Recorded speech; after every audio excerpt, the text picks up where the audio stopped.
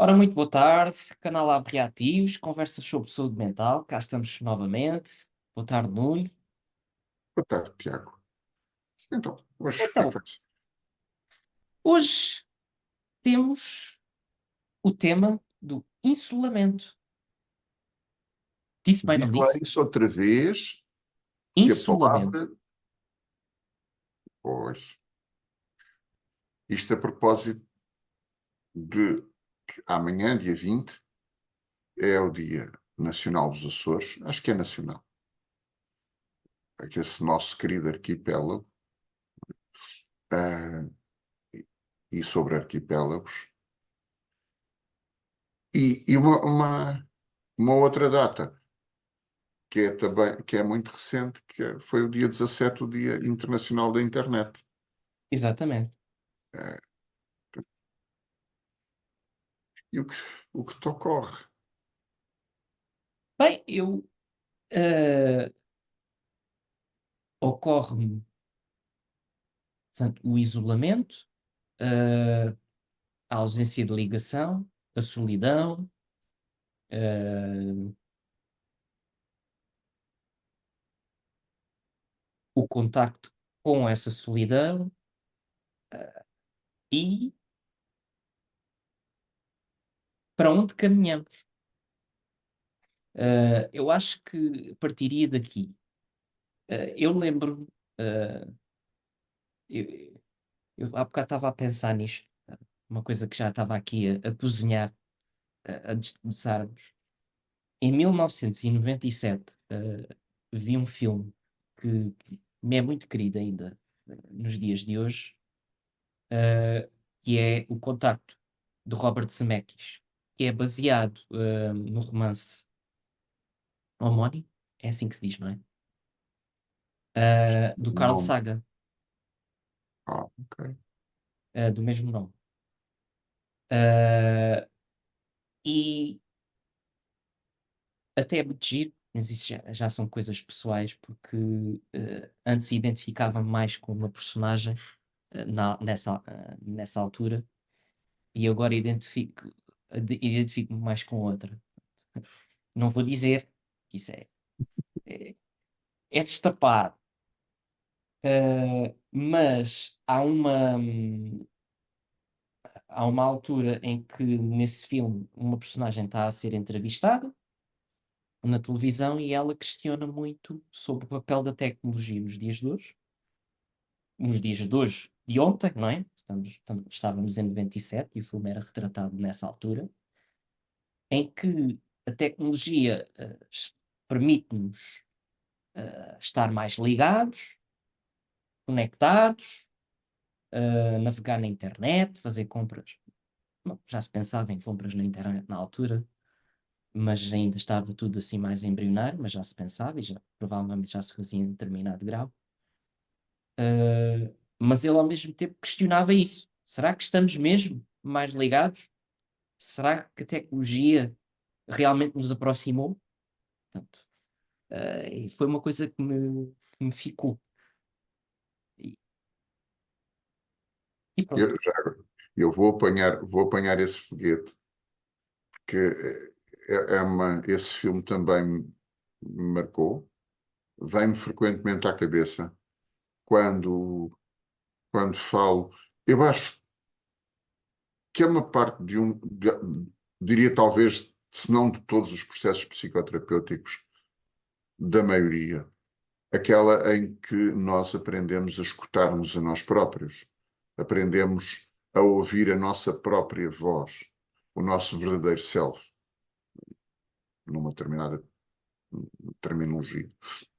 Um, e relembro-me sempre do trabalho que aquela equipa tinha com os auscultadores nos ouvidos, estarem a ouvir a interferência, a estática, não é? A interferência estática.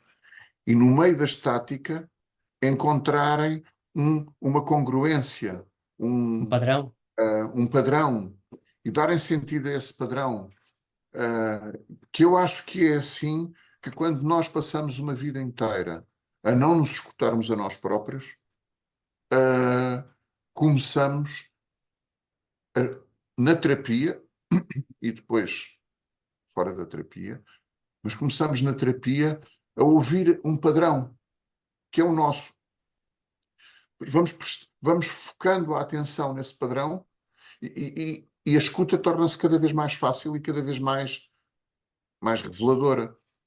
E até chegarmos ao ponto de nos conseguirmos escutar a nós próprios. E a minha impressão é que essa coisa de, então, mas escutar-se a si próprio, isso é fácil. Não, não, não, não, não é nada fácil. Pois, Muita gente não anda uma vida inteira a fazer aquilo que os outros, que acha que os outros querem que ela faça, aquilo que é correto, aquilo que lhe ensinaram a fazer. Sim, mas o que é que você quer fazer? Isso não sei. Ah, até cozinha muito bem. Não sabe o que é que gosta de comer. Ah, eh, e lembro-me tantas vezes da equipa do Contacto, em que é engraçado porque o indivíduo que escuta pela primeira vez uma congruência é o cego. É, é ele o indivíduo que encontra ali que parece-me que é um padrão. Tal, e era. É. Não, é um filme muito engraçado, a vários níveis. é curioso porque não, até recentemente, eh, e isto é uma coisa que acontece muito, não é? Temos que explicar eh, aos pacientes o que é uma terapia, porque as pessoas muitas vezes trazem essa questão. Já várias vezes me vejo a ir buscar muita metáfora do radioastrónomo, não é? Que Sim. está imerso num oceano de estática, de ruído, de coisas muito acessórias, mas detectar um padrão no meio de todo aquele caos e do isolar e de o tratar enquanto tal. É claro que nós hoje, pegando no que estavas a dizer há bocado, temos dispositivos informáticos, algoritmos, que fazem essa escuta e que podem oferecer ao humano os seus achados. Depois o humano logo verá se eles fazem ou não fazem sentido. Ahm, Portanto, aquela ideia à velho do Restelo que os sistemas de informação uh, vêm corromper a pureza do humano, vêm corromper este ser maravilhoso que nós somos. Falo-ão se nós quisermos. Podem ser uma ferramenta útil ou podem destruir-nos, destruir a nossa identidade, atrofiar funções, etc. Pegando no filme Contacto novamente, se calhar hoje não faz sentido haver equipas de astrofísicos com auscultadores nos ouvidos, horas a fio, a escutar ruído. Já há ferramentas que fazem isso por eles e depois lhes entregam essa informação mais mastigada. O razoável será utilizar essas ferramentas e dispensar tempo para outras funções. Olha, se calhar para a análise das ferramentas. Uhum. Mas agora ocorreu uma coisa. Nós propusemos falar do isolamento e nós estamos a falar do contacto, não é? Foi uma pergunta sacana. Pá, eu tenho ascendência açoriana, de que muito me orgulho, mesmo muito.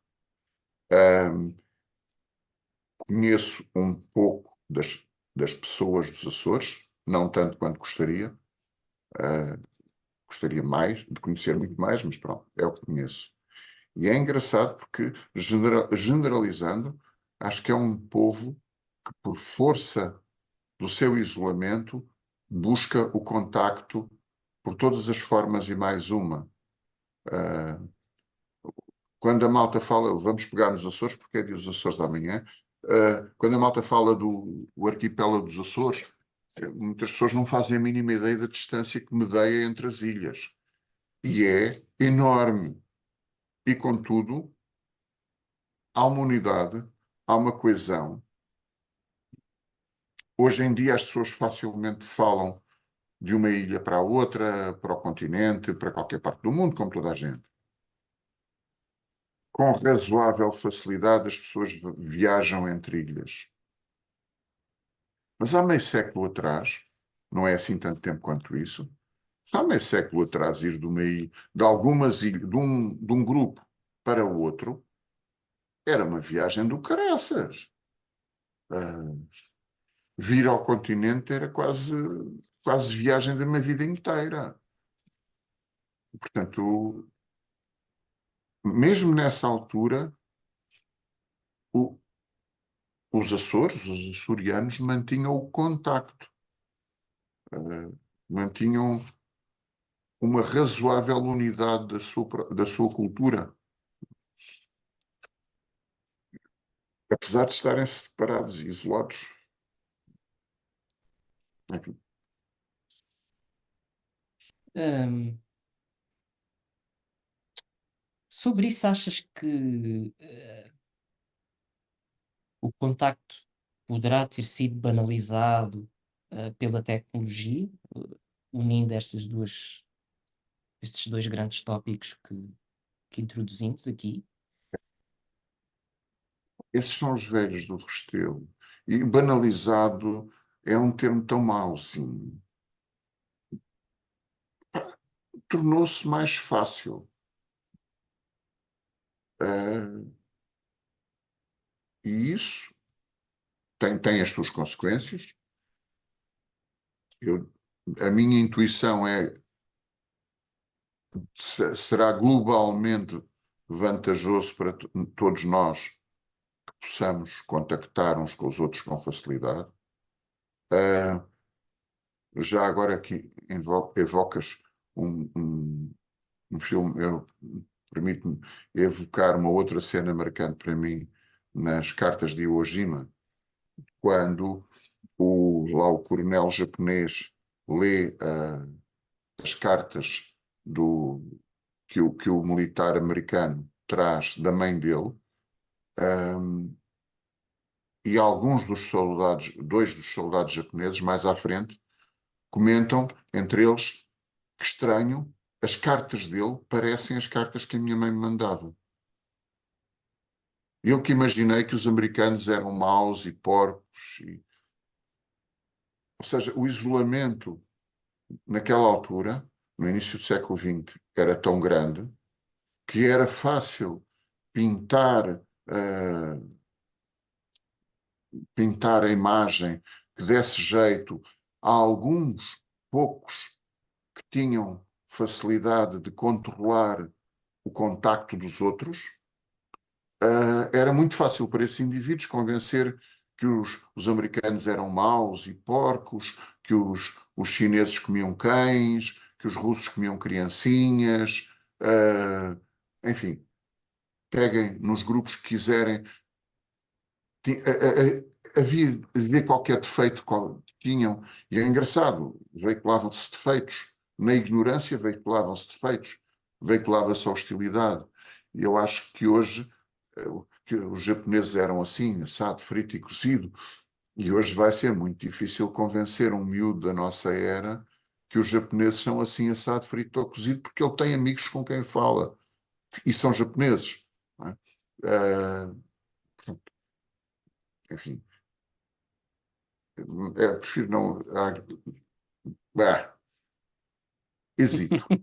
Não, é melhor não. Ah, bom, é o fenómeno em si, não é? Portanto, o contacto, o isolamento, mas talvez agora dessemos aqui um salto e falássemos do isolamento enquanto problemática, portanto, e o seu impacto, por exemplo, na saúde mental, não é? Ou da No que saúde é que se. mental no isolamento. Também, também me estava a vir à mente. Não Ah, é? que há uma Força. série de patologias que contribuem significativamente para o isolamento dos pacientes. Eu vou tirar as primeiras três, deixo uma quarta, me deixa alguma dúvida. O- as três patologias mais propiciadoras de isolamento seriam a, a perturbação da personalidade esquizoide, a esquizofrenia e a fobia social, Uhum. com prevalências substancialmente diferentes, felizmente.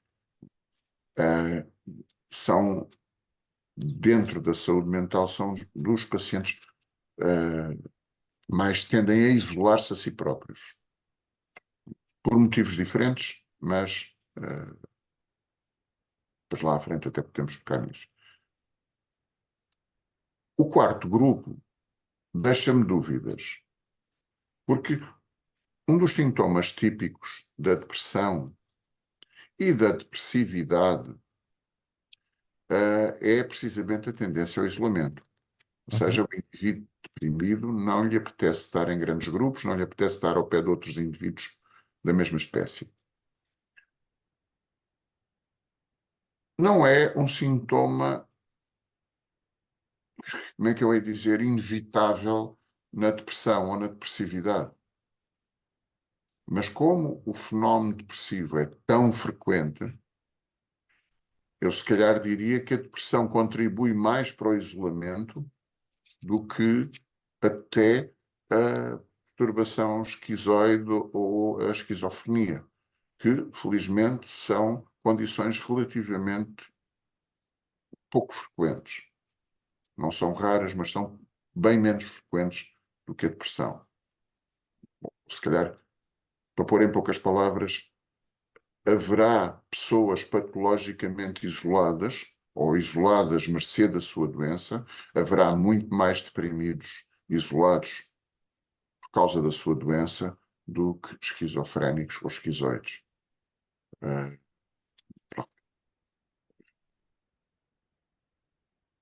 e isto aqui, este isolamento, é um bocadinho ao contrário daquilo que começámos a falar, quer dizer, uh, as pessoas vão se deixando envolver usando a internet ou coisa que o valha e vão se afastando dos outros. Bom, sim, talvez, é possível. Mas aqui fala-se de patologias em si que promovem o afastamento dos outros indivíduos. Já eu diria que às vezes tem até um efeito de bola de neve, que é quanto mais isolado o indivíduo está, mais dificuldade tem em se reparar ele próprio. Uhum. Parece que uma das chaves, ou um dos elementos regenerativos está muito no próprio contacto com o outro. No contacto, eh, prazeroso, não é? Pronto. Já agora, se me permite, uma imagem que. Uma imagem, mas não é uma imagem, é do, do manejo de terapêutico de cães, pelo menos. Há terapeutas de cães que utilizam o efeito da matilha para fins terapêuticos. Estou-me a lembrar uma pessoa, um casal, não é uma pessoa, são duas, um casal que trabalha com várias espécies, não só com cães. E uma parte do trabalho deles é receberem cães com problemas comportamentais para tratamento. E uma das ferramentas, não é só, mas uma das ferramentas que eles usam é o efeito da matilha um grande grupo de cães que eles têm, que eles cuidam e tratam, ahm, e em matilha, os cães perdem alguns comportamentos que não são desejados pelos donos, naturalmente, pela integração na matilha. Ah, a matilha estabelece uma hierarquia, e isso para alguns cães faz falta. A matilha é securizante, ou seja, eu não tenho que estar atento a tudo, porque há outros que estão atentos. Portanto, eu só tenho que estar atento a algumas coisas, os outros estão atentos a outras, e nós, como grupo, funcionamos bem. Há uma série de mecanismos do grupo que ajudam o indivíduo a integrar-se melhor. E eu acho que isso é muito, espelha muito aquilo que se passa na nossa espécie também. O paciente mais psicótico, eu pus-me aqui a chamar nomes, o esquizoide, o esquizofrénico. Bom, estes são perturbações ditas psicóticas, em que o predomínio é de uma alteração qualitativa do contacto com a realidade. São indivíduos que não percebem a realidade ou não compreendem a realidade, em poucas palavras, da mesma forma que a maior parte das pessoas. E estes indivíduos têm toda a vantagem em contactar com a realidade, confrontarem-se com o princípio da realidade. E é na relação com os outros que isso é mais provável que aconteça. Não estou aqui a dizer que, pronto, é pegar nestes pacientes e pô-los em salas com outras pessoas, nem pensar nisso porque não suportam. Mas de forma adequada às capacidades do paciente, aos seus medos, e isso é absolutamente benéfico que possa estar na realidade, na relação. Já em relação ao paciente fóbico, que não é psicótico, é neurótico, não é? Portanto, o psicótico vê a realidade como a maior parte das outras pessoas vê. Preocupa-se com umas coisas, preocupa-se mais com algumas coisas que os outros não se costumam preocupar. O neurótico. O neurótico. Hum. Ah, e também aqui, o contacto com o outro, por outras vias, é bastante desejável. Portanto, mais uma vez, é no contacto com o outro que o indivíduo vai sarando as suas feridas.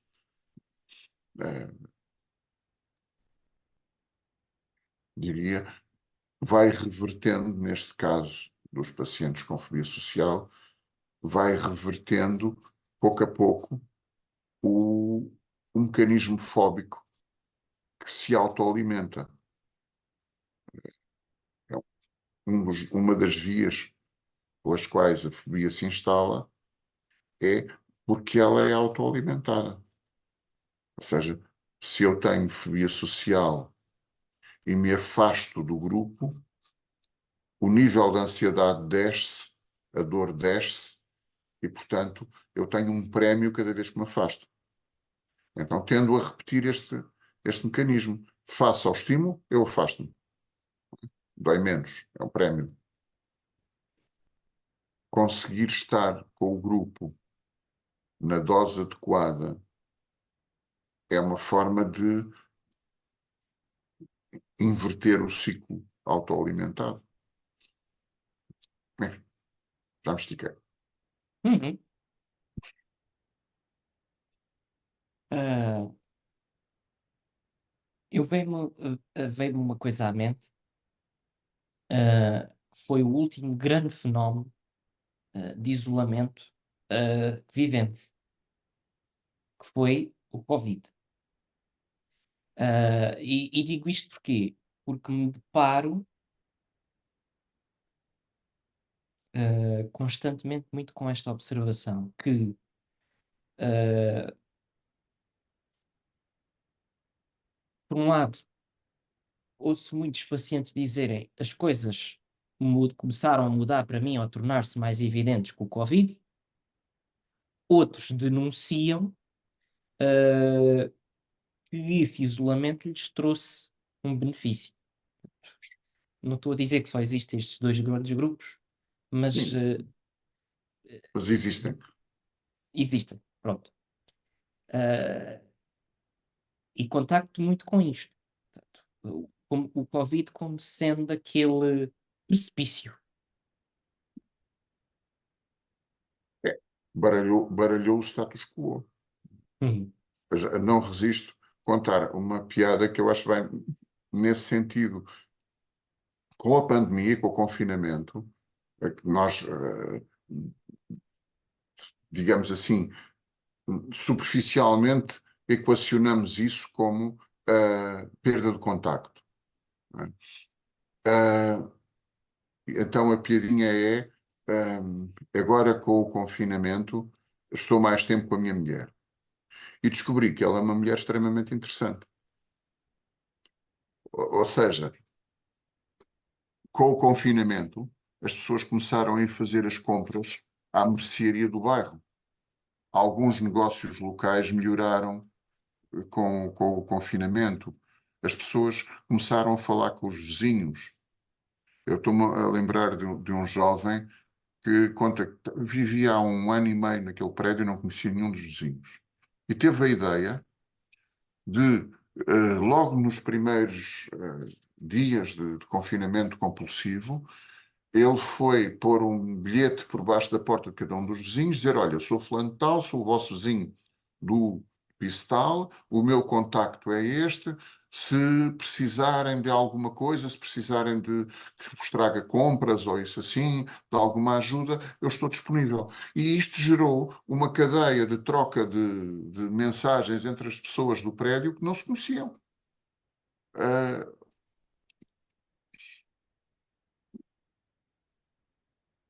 Se calhar fisicamente é assim. Se nós nos afastamos de algo, num espaço finito, inevitavelmente aproximamos-nos de outras coisas. Não é?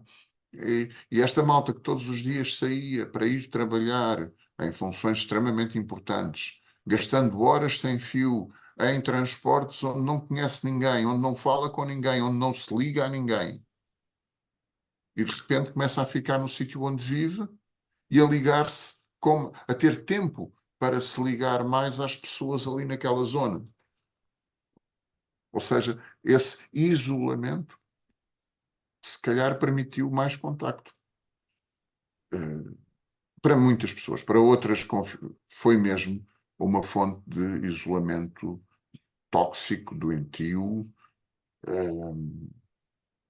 doentio, adoeceu pessoas, sem dúvida. Mas não sei quantas, não sei se não terão tido um vislumbre de uma vida mais saudável. Uhum. Sim. Nós Um, vivemos ligadíssimos. As pessoas, por exemplo, nos transportes públicos de Lisboa, andam extremamente ligadas. Quando se fala em assédio no local de trabalho, isso tudo, mas as pessoas que falam tanto, não estou a dizer que não existe, não é? Mas que falam tanto no assédio, mas não falam nessa coisa das pessoas andarem nos transportes públicos em, em maior proximidade física do que se calhar têm nas suas relações amorosas. Quer dizer, eu gosto de brincar, que só me admiro como é que as pessoas não engravidam nos transportes públicos, não é? As pessoas andam. E contudo, não estamos entalados entre as pessoas, levamos com as pessoas em partes do nosso corpo, nem sequer imaginávamos que alguém lá pudesse chegar, e contudo não estamos em contacto com ninguém. Ah, portanto, o isolamento e contacto não é tão óbvio ah, quanto, quanto isso, como de costume. Pois, eu estava a pensar precisamente nisso. O que é que significa, o que é isto de estar em contacto? Num um documentário, eu não sei se foi feito mas que conta com a participação do Desmond Morris, o homem que escreveu O Macaco Nu, o Zoo Humano e a Tribo do Futebol. O documentário chama-se A Tribo do Futebol. Ele põe lado a lado uma mulher tribal que sai da sua casa e que, à medida que vai andando eu não vou dizer aldeia, porque aquilo não é uma aldeia, é um aglomerado de casas, pequeníssimo. Ela vai cumprimentando as pessoas, olha para as pessoas e cumprimenta-as. Faz, faz o ritual de lhes mostrar que os reconhece e que não é hostil para eles e eles não são hostis para ela. E ela faz isto à medida que vai caminhando. E eu acho que ele contrata um ator e numa rua tipo nova-iorquina, com centenas de pessoas a cruzarem-se em cada sentido, esse homem está no meio da rua a cumprimentar as pessoas. E as pessoas afastam-se dele. Ele não consegue cumprimentar ninguém. Isto seria impossível numa cidade moderna, sobrepovoada como nós temos muitas. Ninguém cumprimenta ninguém, ninguém olha para a cara de ninguém. Nós andamos em verdadeiro anonimato, desligados, porque não poderíamos ligar-nos a centenas de milhares de pessoas que nos cruzamos diariamente. Enlouquecíamos. E, contudo, há pessoas por todo lado. Falaste há bocado da banalização, não sei se nós não acabamos é por banalizar o desligamento. Habituamos-nos a estar ao pé de pessoas, mais uma vez os transportes públicos de Lisboa. Eu estou a dizer Lisboa, que é a cidade que eu conheço melhor, mas imagino que isto existe um pouco por todo lado, onde as pessoas vão literalmente encostadas umas às outras, mas não, nem olham umas para as outras, nem conhecem. Quer dizer, eu tenho uma pessoa que vai durante um quarto de hora, meia hora, encostada ao meu rabo. E eu nem sequer olho para essa pessoa, nem sequer sei o nome dessa pessoa. Epá, até parece mal.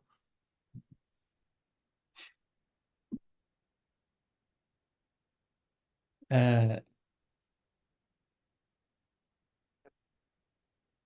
por oposição, depois, até quando falavas da questão do Covid e daquele indivíduo que teve a iniciativa de conhecer os seus vizinhos, também me veio à mente a questão do desejo de conhecer.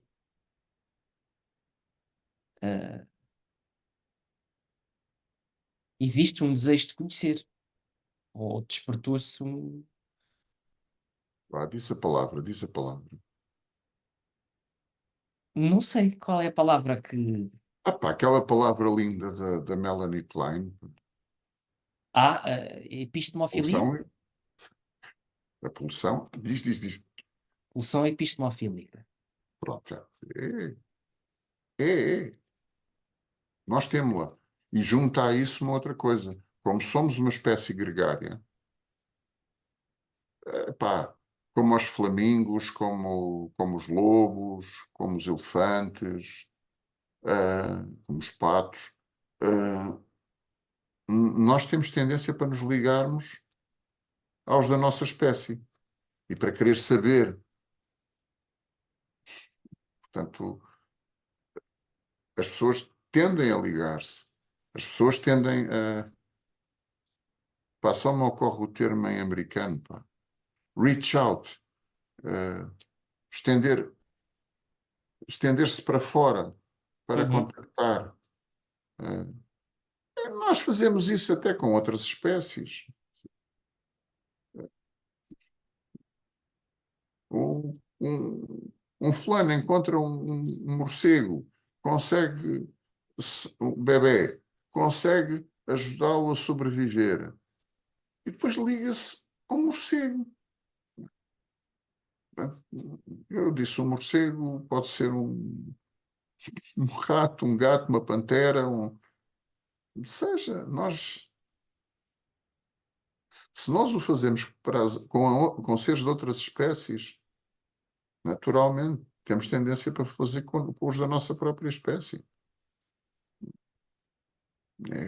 É inato, aliás, em termos de evolução da espécie, foi crucial e é crucial para a nossa sobrevivência.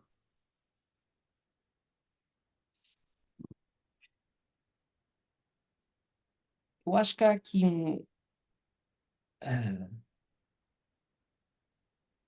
parece existir aqui um ponto muito intermédio entre contacto e isolamento, portanto, entre insulamento e ao mesmo tempo também não nos deixarmos, deixa lá ver se eu consigo dizer isto bem. É outra palavra que me está a vir à mente, que é apanhar uma grande insolação do outro, não é? Portanto, do insulamento à insolação. É, as pessoas muitas vezes se queixam de que já não têm mais paciência para aturar pessoas. Obviamente isso advém da patologia de cada um, sim, mas eu acho que também advém das más condições sociais em que nós nos relacionamos com as pessoas. Por exemplo, aquele chefe ou aquele colega, pá, que não se atura, pá, no trabalho, pá, um chato, é isto, é aquilo, é aquilo outro. E depois há aquelas coisas, agora vou dizer em americano, team building.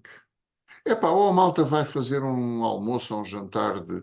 Pá, e afinal aquele gajo até era um gajo porreiro, pá, gostei imenso de falar com o gajo. Pois, mas, Chico, estás todos os dias, 8 horas por dia com ele.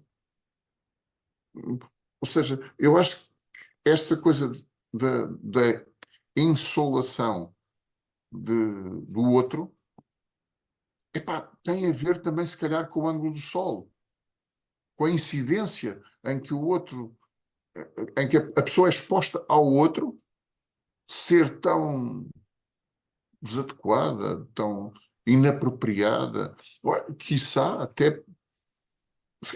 Não é o meu colega que me chateia, é o trabalho que eu faço, que é uma trampa monótona, desinteressante, mal paga, frustrante, e tudo o que possa estar associado a isto fica modificado, fica Sim, contaminado.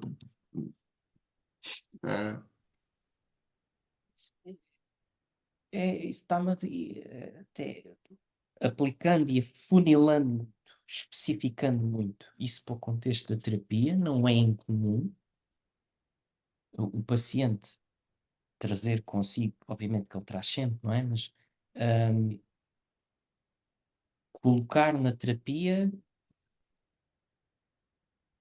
ou o terapeuta tornar-se ele o representante da insuportabilidade que traz consigo, que o hum, paciente traz consigo. Portanto, hum, hum. uh, Eu já não posso com as pessoas e agora tenho que estar aqui com este gajo.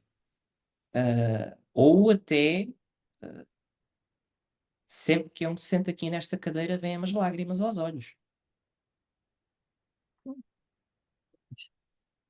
O, o enquadramento da psicoterapia, pá, toca esta questão do isolamento, contacto, de tantas maneiras.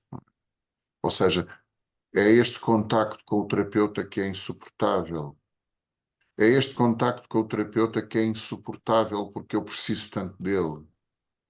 É este contacto com o terapeuta que não é suficiente para mim, eu queria mais contacto. E é a repetição da falta de contacto que eu sempre tive. Ahm, qual terapeuta? Estava agora a brincar, porque para alguns pacientes não está lá terapeuta nenhum, não está lá ninguém. Ah, portanto, se calhar vamos guardar isso para outra conversa, porque eu acho que esta é muito nutritiva. Acho que tu É, tá... e eu até estava a pensar muito, porque falei na pessoa que se sentava na cadeira, mas depois também há o contexto da pessoa se deitar num divã. E como é que é esse contacto? Como é que é um e outro? É, é, guardamos para outra altura. Essa- é que tem pano para mangas. Pois tem. E eu não queria deixar de voltar aos Açores. Ah, Além de brincadeira, um grande bem-aja para as pessoas daquela terra. É claro que uma boa parte deles são meus familiares, pronto. Ah, mas que é de facto uma terra maravilhosa, de gente maravilhosa, ah, e que lutam contra desafios muito sérios em termos de saúde mental. O- o- os Açores são uma terra muito bonita, são um conjunto de ilhas, mas é uma terra, é uma só, muito bonita, mas com alguns fenómenos naturais que, meus senhores, fazem um qualquer borrar-se, pronto. Tremer. São uma terra de emoções fortes. E de como ah, esse desafio, não é, da própria dispersão do Uhum. arquipélago, leva as pessoas a valorizar um contacto muito especial. Sim, sim, sim, sim. E é, Como a assim, topografia, na topografia do ambiente, atua diretamente nas pessoas. eu aqui, darwinianamente, acho que é ou voas ou morres. Ah, e foram selecionados aqueles que, criando ligação, conseguiam sobreviver aos intensos desafios da geografia e da própria da meteorologia, enfim. ah, é, sim, porque nem sempre se conseguiu ir de Lisboa a qualquer ilha dos Açores em 2 horas e pouco, confortavelmente sentado. Já houve alturas que era uma epopeia. E, Para não dizer a Odisseia. bom, o Homero nunca foi aos Açores.